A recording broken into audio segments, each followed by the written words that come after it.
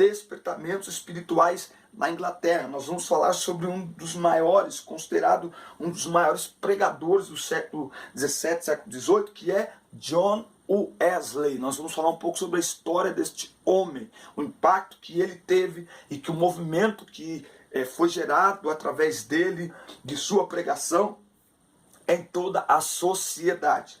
Eu tenho algo aqui muito bacana, mas antes deixa eu falar que o material em PDF que eu preparo para ministrar a aula aqui para vocês, você pode baixar aqui, ó, baixa no celular, tá bom? Manda para os alunos, ou você mesmo usa na classe. Isso é muito importante para criar uma interação. Você baixa no celular, onde você encontra? Na descrição dos vídeos, você já sabe, tem todas as nossas redes sociais, e também os links para você baixar, ou no Google Drive, ou no SlideShare. Lembrando que você tem que estar logado nestes aplicativos aí que você tem aí no seu celular. No Google Drive ou no SlideShare, você baixa, você abre, você compartilha, você manda para todo mundo. Temos grupos de professores da EBD. Meu número de WhatsApp está aqui na descrição dos vídeos, é só você me chamar e juntos nós vamos crescer, compartilhar livros em PDF, revistas em PDF, conversar sobre o assunto da semana, é muito bom. Deus abençoe todos que estão conosco aqui. Vamos lá então, despertamentos espirituais na Inglaterra. Para ministrar essa aula, eu vou usar aqui 3 revistas.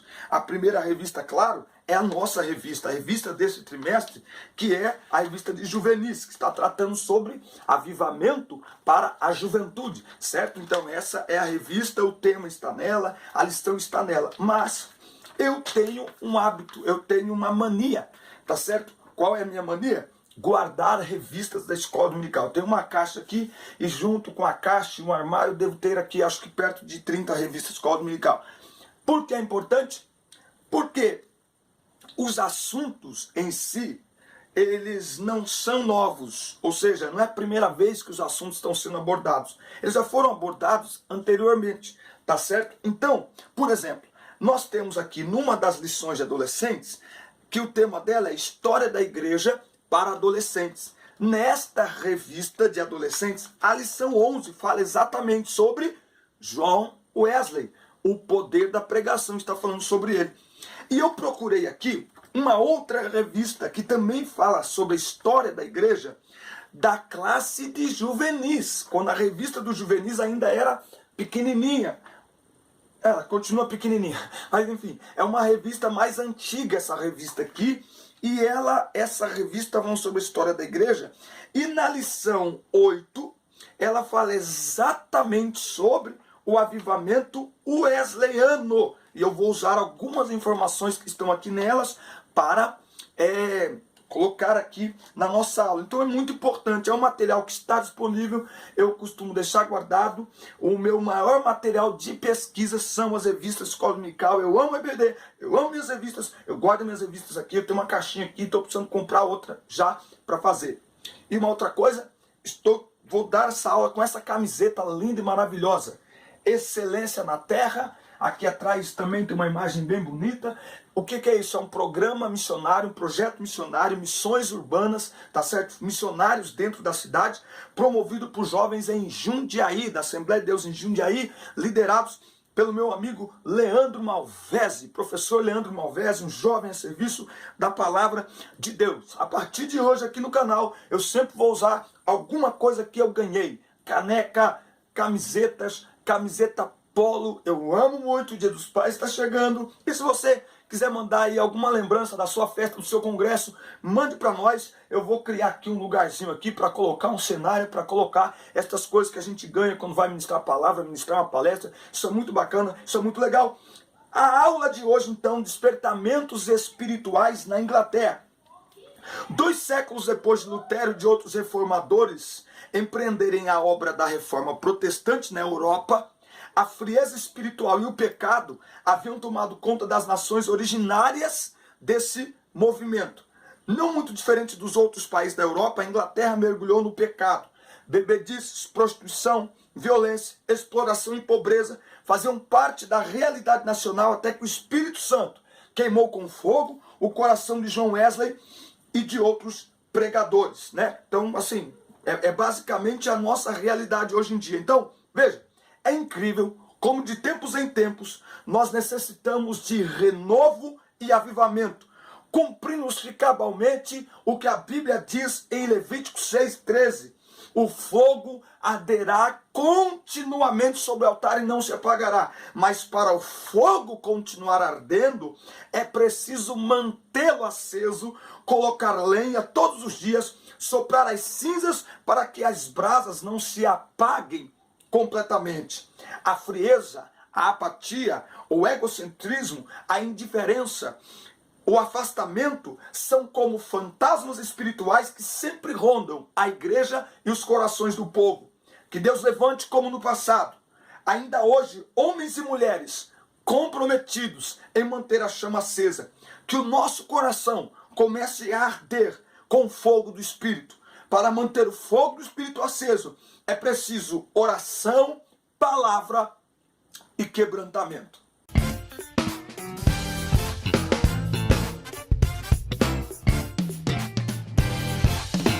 Ministério de John Wesley. Então ele aborda aqui inconformismo com o mundo. Então, no Sermão do Monte, Jesus fala o quê? Que se o sal se tornar insípido, não é lá em Mateus 5, com o que se há de salgar? Se o sal não tiver nenhuma utilidade, como é que vai se temperar os alimentos? Tá certo? Então veja que na história da igreja há momentos de uma crescente degradação espiritual e moral. Ou seja, sempre houve períodos de frieza, de degradação, de mornidão espiritual. Sempre houve. Mas isso não é autorização da palavra de Deus para nós nos acomodarmos. Muitas pessoas hoje em dia dizem assim, não, mas a Bíblia diz que nos últimos tempos o amor de muitos esfriaria. Isso a Bíblia não está dizendo que é para a gente se esfriar. A Bíblia está mostrando, a Bíblia está alertando que haveria nos fins dos tempos frieza espiritual, tá certo? Mas é a mesma palavra também diz, não extingais o Espírito, enchei-vos do Espírito, tá certo? Então não é uma autorização para nós nos acomodarmos espiritualmente, tá bom? Então, para a gente compreender um pouquinho sobre o Wesley, né, o ministério de John Wesley. John Wesley tinha 37 anos de idade quando começou a viajar e a pregar. Só que é um pequeno resumo sobre a vida dele. Ele frequentemente exagerava o número daqueles que tinham vindo ouvi-lo. Muitas vezes as mesmas pessoas que precisaram de sua ajuda eram as mesmas que mais o perseguiam. Ele pregava em púlpitos até que eles fossem fechados para ele, e então pregava nos campos abertos. Ele pregava 3 vezes por dia, começando às 5 da manhã, uma vez que os trabalhadores poderiam parar para ouvi-lo enquanto andavam a pé para o trabalho. Algumas vezes ele andava 60 milhas, cerca de 90 quilômetros por dia a cavalo. As condições do tempo não importavam. Ele fazia seu programa e o cumpria, não importavam as dificuldades. Ele fugia de uma multidão zangada, pulando num lago gelado, nadava para fora dele e continuava a pregar novamente. Ele tinha uma certa habilidade de trazer pessoas hostis para o seu lado. Em 1741 foi para Gales do Sul, para o norte da Inglaterra. Em 1742, Irlanda em 1747 e Escócia em 1751. No total foi a Irlanda 42 vezes e a Escócia 22 vezes. Ele retornou a algumas cidades várias vezes. Houve ocasiões em que ele retornava anos depois de sua última visita e registrava que a pequena sociedade que ele ajudara ainda estava intacta e fiel. Ele examinava cada membro de cada sociedade pessoalmente para buscar crescimento espiritual e de fé. As sociedades estão formadas, então formadas proviam a organização local para o seu movimento. Então isso aqui é um pequeno resumo. A lição já aborda aqui, não é? Que ele foi o 15º filho do reverendo Samuel e de sua esposa Susan Wesley. É interessante que você dê uma olhada no impacto que tem a mãe de John Wesley para o avivamento, para a sua história, para o seu despertamento espiritual, tá certo? Quando ele tinha 6 anos de idade, inimigos atearam fogo à sua casa, que tinha 2 andares. todo mundo desceu, mas ele ficou lá dentro dormindo, e de repente alguém o avistou na janela, e aí os vizinhos subiram uns nas costas dos outros e conseguiram tirá-lo da janela com a casa em chamas, segundos antes do teto cair sobre todo aquele móvel, e por isso John Wesley é considerado um tição tirado do fogo, tá certo? O ministério dele foi frutífero, como vocês puderam ver por algumas informações que eu acabei de passar, tá certo? Ele tinha como lema, depois que o proibiram de pregar em vários púlpitos, eles fecharam as portas, o proibiram de pregar. Naquela época era comum a pregação em púlpitos, em igrejas, e não ao ar livre, tá certo? Então quando ele começa a pregar ao ar livre, para simples camponeses, tá certo? Muitas igrejas lhes fecharam as portas. No YouTube tem vasto material, entra aí, pesquisa aí, escreve John Wesley, assista aos filmes, os documentários, é muito importante. Então o lema de John Wesley passou a ser: minha paróquia é o mundo. Talvez esse seja o impacto que essa lição deve prover na minha e na sua vida. Muitas vezes estamos disputando e competindo por espaço no púlpito da igreja. Tem cultos que não tem espaço para mais nada, porque todo mundo quer cantar, todo mundo quer dar uma saudação, todo mundo quer pregar, todo mundo ide por todo mundo. A igreja precisa sair das quatro paredes, nas ruas, nas praças, nas vielas, nas esquinas. Há espaço suficiente. Aliás, há mais espaço do que pessoas querendo pregar. Então está na hora da gente aprender alguma coisa aqui com este homem, sair de dentro da igreja e começar a pregar o evangelho do lado de fora, na rua, nas praças. É isso que nós precisamos viver nos nossos dias. Então ele pregou em muitos lugares: campo, minas de carvão, porões de igreja, lugares que não era comum ele pregar, mas era lá que ele estava pregando a palavra de Deus, e é lá que ele ganhou milhares e milhares de almas. Olhando para o ministério de Jesus, Jesus não precisou de igreja para pregar. Jesus entrou na sinagoga algumas vezes, mas os lugares onde Jesus pregou era onde as pessoas estavam. Era nas festas, era à beira do mar, tá certo? Era ali no tanque de Betesda, aonde estavam os aflitos, na beira da estrada, nas portas de cidades. Nestes lugares não convencionais, não tão confortáveis, era nesses lugares que Jesus pregava. E eu acredito que são esses lugares que ele quer que eu e você levemos a palavra dele, anunciemos a palavra dele ao mundo.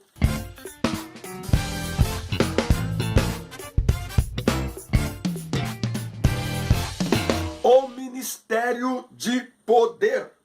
Ele vai falar aqui, iluminando o mundo. Eu não vou ficar preso aqui na lição, a lição já está na sua mão, tá certo? Então dê uma olhada na lição. O que eu fiz? Pesquisa. Estou aqui com a outra revista que eu falei para você, uma revista mais antiga, computador, pesquisa, tá bom? Então, iluminando o mundo. Vós sois a luz do mundo. Não se pode esconder uma cidade edificada sobre um monte.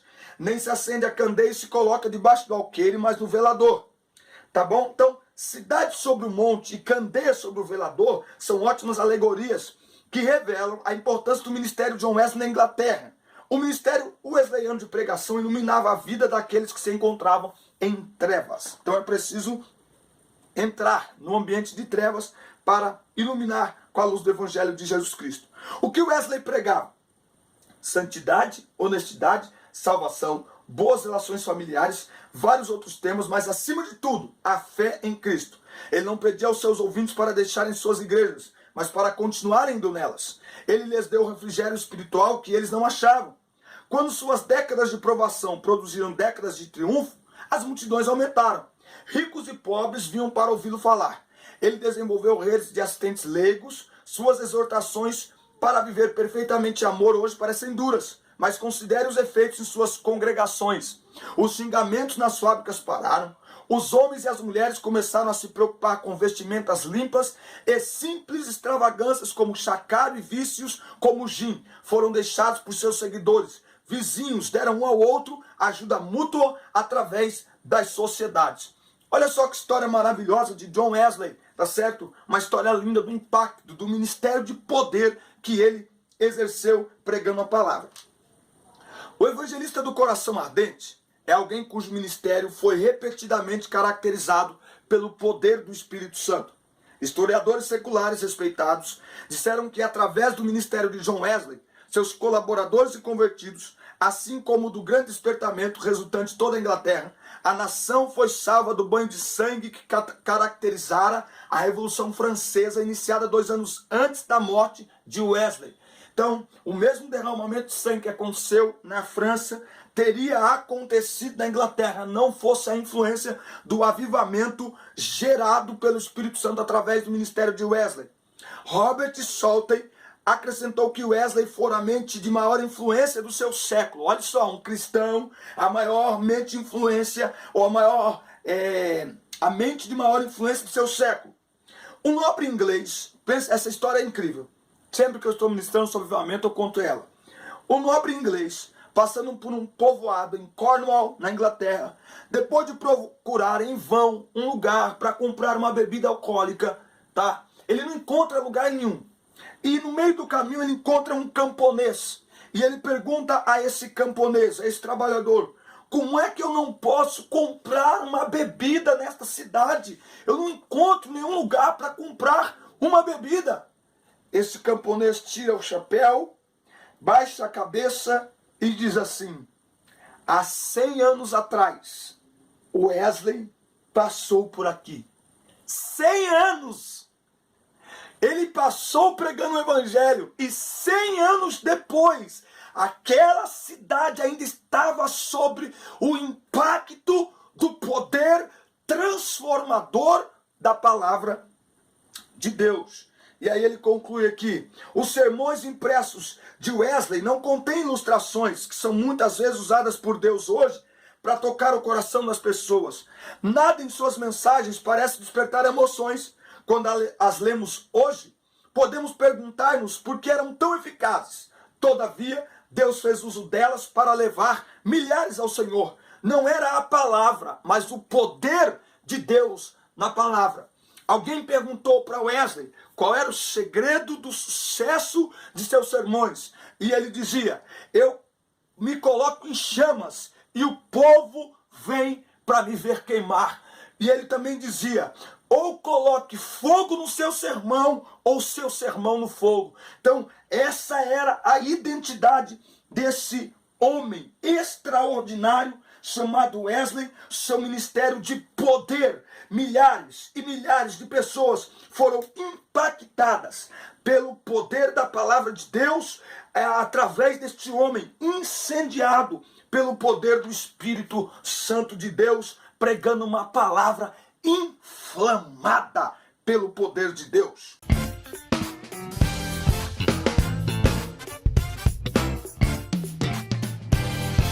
O impacto do avivamento inglês na sociedade. E aqui tem detalhes importantes também na questão do dia a dia, tá bom? Então, impactando o mundo. Assim resplandeça a vossa luz diante dos homens, para que vejam as vossas boas obras e glorifiquem o vosso Pai que está no céu. Está falando de impacto, de transformação, de mudança social também. A fé de John Wesley, bem como a de outros, transbordou em obras que mudaram radicalmente a Inglaterra. Os avivalistas da Inglaterra deixaram profundas marcas na sociedade e na própria igreja. A abolição da escravatura, a educação pública, os direitos trabalhistas, mais dignidade para as mulheres e uma igreja cheia do Espírito Santo e repleta de convertidos. O Santo Espírito pode usar você para impactar a sua geração. Então, olha só uma história que tem a ver com o Brasil e com a nossa própria história. Impacto do avivamento inglês na sociedade. Tá? Então, o avivamento... tem um livro do pastor Antônio Carlos Costa, do Rio de Janeiro. Esse livro, ele diz, convulsão protestante. Quando a igreja rompe as paredes e sai para fora, e vai ao mundo, e sai do conforto da comodidade e vai impactar a sociedade à sua volta. Aliás, a igreja deve ser relevante para a sociedade. Olha só, no século XVIII, a Inglaterra detinha o monopólio do comércio de escravos negros. Os meios de transporte eram os mais cruéis imagináveis. Boa parte da população inglesa tirava proveito desse comércio e o povo, de maneira geral, aceitava a escravidão como algo normal. Mas havia aqueles que enriqueciam e por isso defendiam com veemência o escravagismo. Mas Deus graciosamente ergueu uma geração de políticos cristãos para lutar contra o que William Carey chamou de maldito comércio de escravos. Depois de muito orar, aí você pega a história, procura assim, o William Wilberforce, tá bom? Essa pessoa se converteu, ele era um político, tá certo? E ele entendeu, William Wilberforce, ele entendeu que ele até pensou em investir-se no ministério cristão, mas ele entendeu que Deus o usaria no campo político para impactar a sua geração. Então, depois de muito pensar e orar, Wilberforce concluiu que Newton estava certo, que era um amigo dele que o aconselhava. Deus o chamara para defender a liberdade dos oprimidos como parlamentar. Ele disse assim, minha caminhada é de vida pública, meu negócio está no mundo e é necessário que eu me misture nas assembleias dos homens ou deixe o cargo que a providência parece ter me imposto. Ele escreveu no seu diário em 1788. Outro que o influenciou fortemente foi John Wesley. Olha aí, que tem a ver William Wilberforce com John Wesley? Porque William Wilberforce foi influenciado por Wesley. A abolição da escravatura na Inglaterra e no mundo tem a ver com a influência de Wesley, que influenciou Wilberforce e que influenciou toda uma geração. Tá certo? Então, o comércio de escravos foi finalmente abolido em 25 de março de 1806. Então, o Wilberforce entendeu o seu chamado como político cristão e lutou com a própria vida.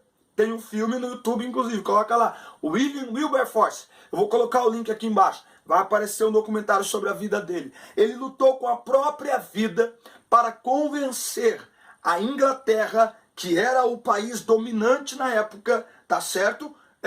Para que o comércio de escravos tinha que parar. E quando ele conseguiu isso, isso teve impacto em toda a sociedade e em todo o mundo. Tá? Então aqui, ó, nesta lição antiga que eu falei para vocês, olha aqui, ó. Devido à influência do avivamento wesleyano, o parlamento inglês aprovou leis em relação ao trabalho infantil, que na época era considerado normal no país. As novas leis acabaram com o abuso de crianças. A Inglaterra era o país mais poderoso e influente da época.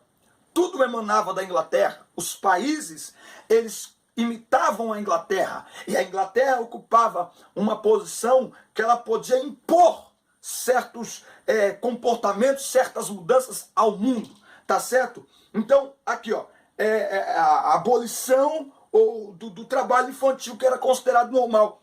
Outra conquista significativa foi a abolição da escravatura em todo o Império Britânico, o que forçou as demais nações do mundo a fazer o mesmo.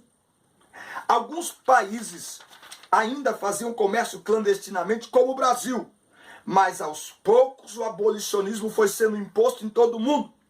Mais uma conquista sensível foi o fortalecimento da instituição do casamento. Sabe-se que o avivamento wesleyano restaurou famílias que estavam antes destruídas. O avivamento salvou famílias e reunificou lares. James Gallow falou sobre os efeitos do avivamento sobre a nação inglesa. Qualquer pessoa que observe a Inglaterra do século XVIII e veja o trabalho de John Wesley, este santo de Deus incansável e apaixonado, concordará que a igreja de Jesus Cristo estava viva e bem. E o grande plano de Deus para preservar qualquer coisa de valor na civilização era, e ainda é, manter uma igreja saudável. O único plano de Deus para a salvação da civilização é a igreja, o povo de Deus, o sal jogado na natureza da vida diária. Ao conhecermos a história do avivamento wesleyano, percebemos o quanto é importante a influência do evangelho sobre uma nação para que ela seja abençoada. Então, há no Brasil, inclusive, uma pressão contra os políticos cristãos, inclusive por próprios cristãos que não entendem, que acham que um cristão não pode se envolver com a política. Como que a igreja vai influenciar os rumos de uma nação se ela ficar à parte das decisões desta nação? Eles dizem, não, mas o Estado é laico. nenhuma lei ela pode ser observada de acordo com a Bíblia, porque o Estado é laico, não tem a ver com não sei o quê, mas eles agem de acordo com as suas convicções. Eles agem de acordo com as suas filosofias. E nós não podemos? E nós vamos ficar de fora? E nós vamos deixar as pessoas decidirem o futuro da nossa nação do jeito que eles querem? E nós, que somos sal da terra, luz do mundo, que temos valores e princípios fundamentados na palavra de Deus, valores e princípios fundamentados no amor ao próximo, valores e princípios fundamentados verdadeiramente nos direitos humanos, que não agradam a todos, pelo contrário, são contrários a uma grande maioria.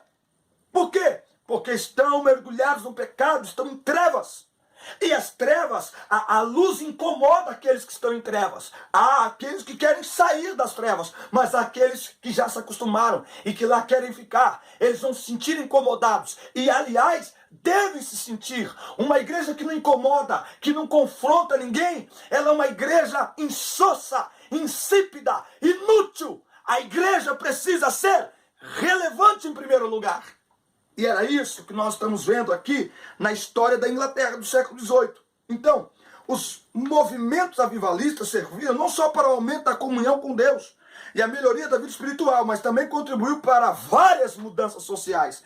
Então, uma das questões que nós temos que colocar é que, primeiro, não podemos deixar de lado que o momento em que vivemos é caótico, mas todo avivamento foi gerado, promovido em tempos de carência, de frieza, de distração, de abandono de Deus e de sua palavra. Todo avivamento. Nenhum avivamento foi gerado em tempos de bonança. Olha, o povo estava orando. Não. Todo avivamento, ele nasceu. Ele foi gerado em tempos de indiferença espiritual, de frieza espiritual, de mornidão espiritual. É preciso nos inconformarmos, nos incomodarmos com o momento que estamos vivendo. Nós não podemos, novamente eu digo, cruzar os braços e falar assim, não, é assim mesmo. Frieza é assim mesmo. Não, irmão, frieza fique para lá. Eu não quero ser frio, eu quero que Deus me aqueça. Eu quero que Ele incendeie a minha alma e o meu coração. Esse deve ser o anseio da igreja. Então eu acredito que a situação que o Brasil se encontra é terreno fértil para vivermos um dos maiores avivamentos da história. Basta clamarmos, pedirmos a misericórdia do Senhor, e Ele virá, como está em 2 Crônicas 7,14, Ele nos ouvirá, Ele nos atenderá e derramará a sua glória sobre nós. Então, nesta aula nós aprendemos sobre Wesley. Tem muito mais coisa, pesquise, é uma história fantástica. Hoje é terça, você tem a semana inteira, não deixe para a última hora, do sábado para domingo. Estude, pesquise, mexa no celular, põe no Google, põe no YouTube, tem muita coisa. Uma das marcas do avivamento é transformação social. É a igreja se tornar relevante para a sociedade onde está inserida. Uma igreja que não é relevante, uma igreja que ninguém sabe o que ela está fazendo, uma igreja que não gera nenhum impacto na sociedade, ela não está vivendo um avivamento.